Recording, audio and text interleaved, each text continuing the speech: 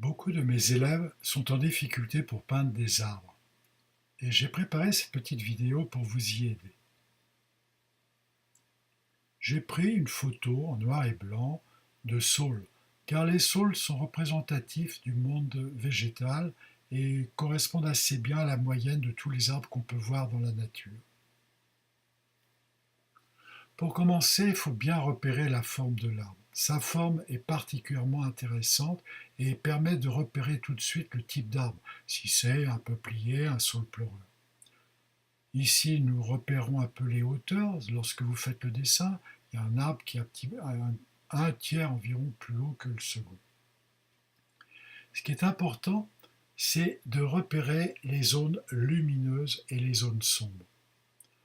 Nous avons une zone sombre dans le haut, une zone sombre sur la droite et qui descend vers le bas. Ce sont ces zones qui vont donner réellement du volume aux arbres.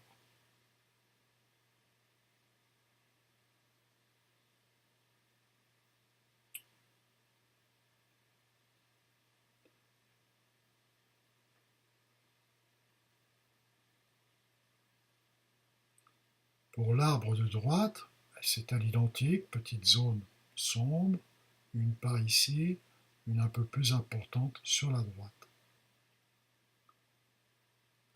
C'est la différence entre ce volume de cet arbre qui est en arrière-plan doit permettre de faire dégager l'arbre qui est en premier plan sur la droite.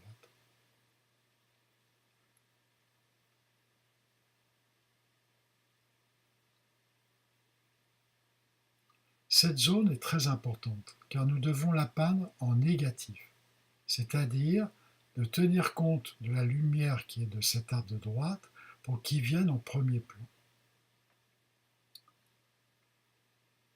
Pour commencer, je vais peindre sur un papier à sec, mais avec un jus très liquide. J'écrase mon pinceau avec un jus très clair et vraiment très liquide dans la forme générale du premier arbre. Je peins rapidement la forme sans aller sur les bords. Je remplis, en gros.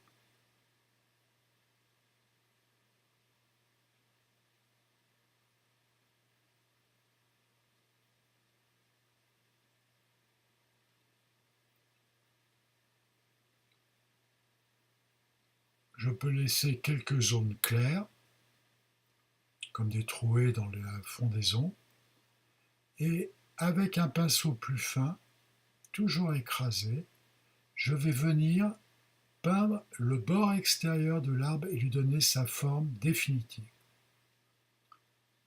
Vous voyez, j'appuie tout doucement, mais là je n'écrase pas du tout le pinceau sur le papier, mais je dépose simplement le jus avec la pointe des poils.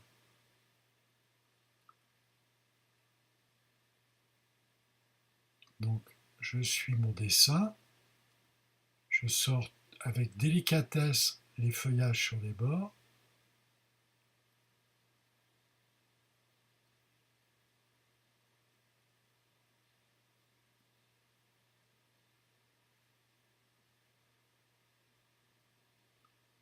dans la partie basse, les feuillages ont tendance à descendre vers le bas,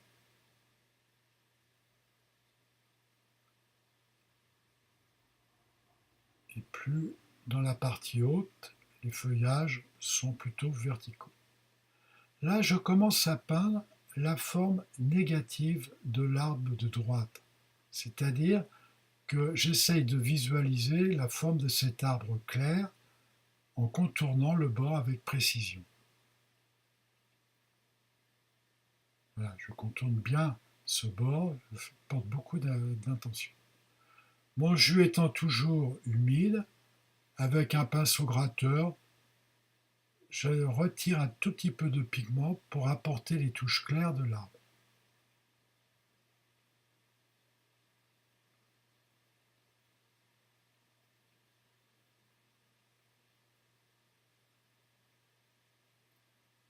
Le contraste doit être très doux et pas trop marqué.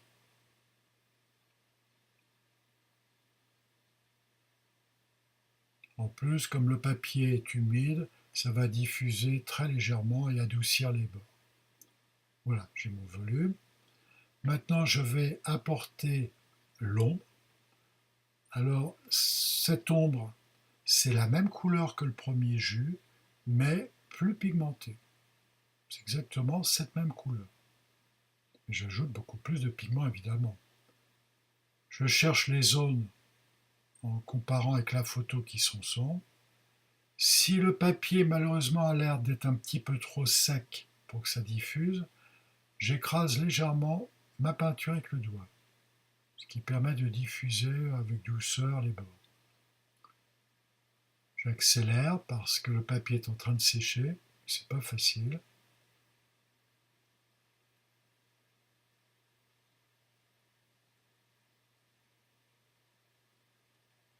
La lumière, comme vous avez pu remarquer, vient de la gauche.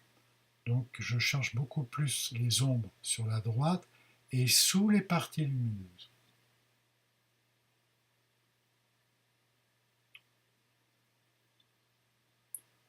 Après, je viens donner quelques petits coups de pinceau dans les parties claires pour éviter qu'il y ait une trop grande différence de blanc et de sombre. Ça donne une homogénéité à l'ensemble de l'arbre. Maintenant, j'apporte l'assombrissement sur la droite, vraiment très sombre, pour marquer vraiment une différence de son.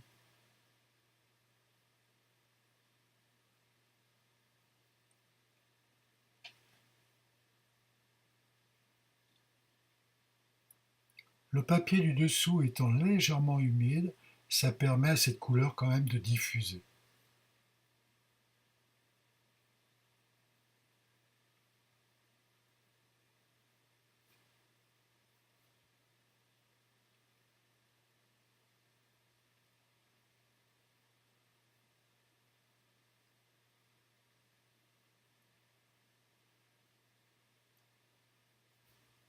Ce qui est important, il faut vraiment avoir son projet dans la tête, préparer ses couleurs et faire un travail assez rapide.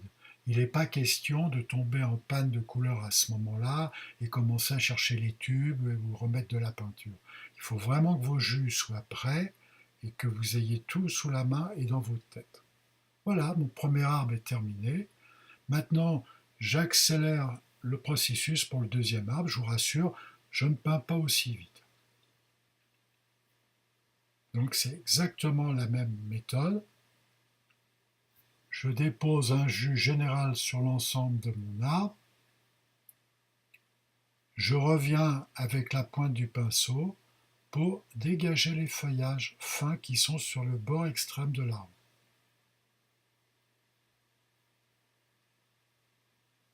Je remplis les zones de contact. Une fois fait, même méthode, j'assombris sur la droite car la lumière vient de la gauche, je vous le rappelle. Là, mon papier est plus humide, vous pouvez observer que ça diffuse.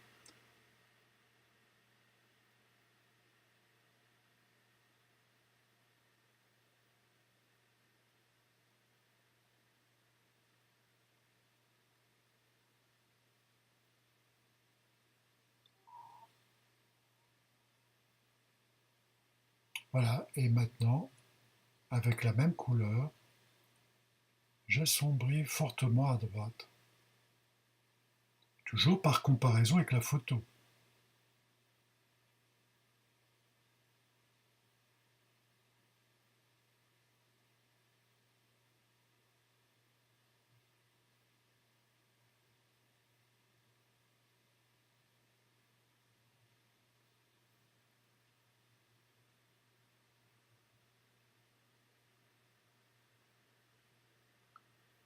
Voilà, j'ai à peu près un assez bon équilibre entre mes deux arbres, quelques touches supplémentaires juste pour donner un volume, mais par contre, il n'y a pas assez d'ombre sur mon premier arbre.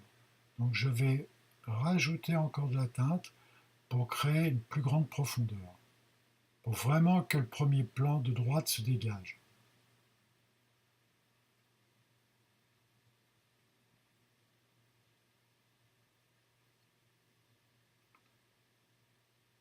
Vous pouvez savoir que des arbres, lorsqu'ils sont en plein soleil, Les ombres sont vraiment très sombres, hein.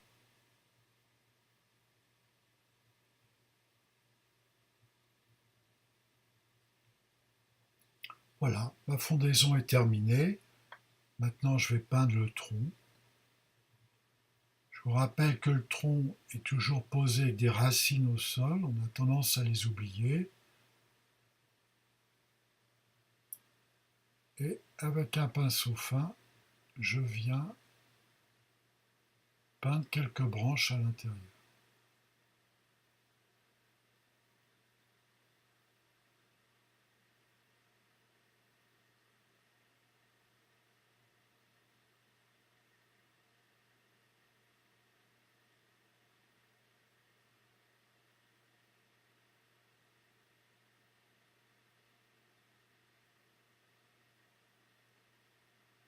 Les branches ne doivent pas être trop sombres. Faites attention à ne pas exagérer dans le processus des couleurs.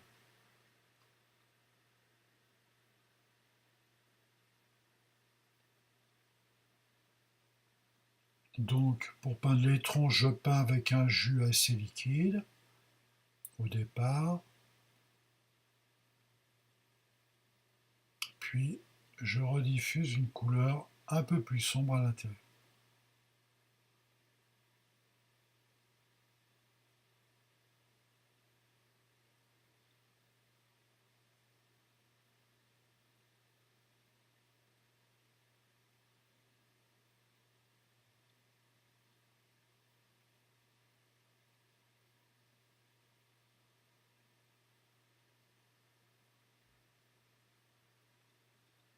Je reviens dans l'humide du papier pour mon tronc en l'assombrissant. Et pour créer quelque chose de plus dynamique, j'ajoute un deuxième petit arbrisseau à côté avec un tronc.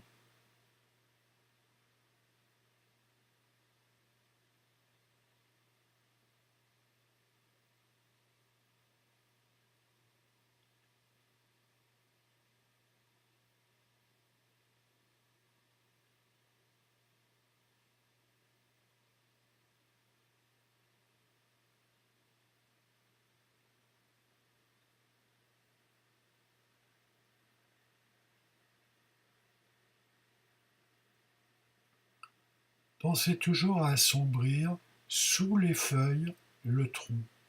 Ça donne vraiment du relief et quelque chose de plus naturel. Un petit jus au sol, une petite prairie. Posez toujours vos arbres sur le sol.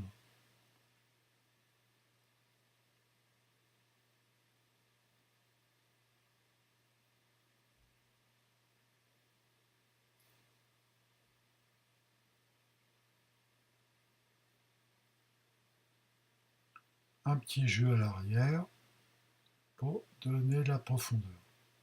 Beaucoup plus clair bientôt.